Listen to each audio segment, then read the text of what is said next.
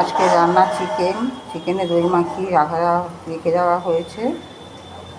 এখানে আলুটা ভেজে তুলে নিয়েছি, কড়াইতে পেঁয়াজ দিয়ে দিয়েছি, ভাজা হচ্ছে, লাল লাল করে ভাজা হয়ে গেছে। এবার দেবো চিকেন।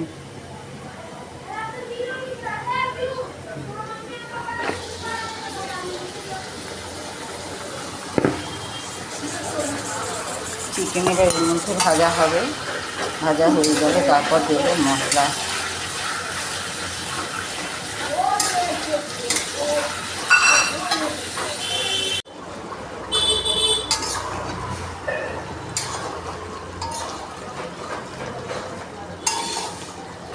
চিকেনটা দিয়ে প্রচুর জল বেরিয়েছে, জলটা একটু শুকালে তারপর দেবো মশলা।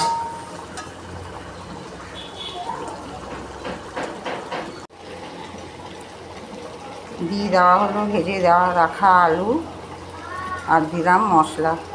এবার কষানো হবে। উপরে নিয়ে চলে যাচ্ছি, চান করাবো তো, চান করতে করতে হয়ে যাবে।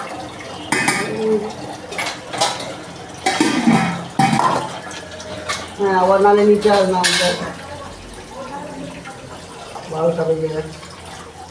হ্যাঁ, 12টা বেজে গেছে। চিকেন কষানো মজানো দুটোই হয়ে গেছে। ভালো লাগলে লাইক কমেন্ট শেয়ার করতে কিন্তু ভুলবেন না।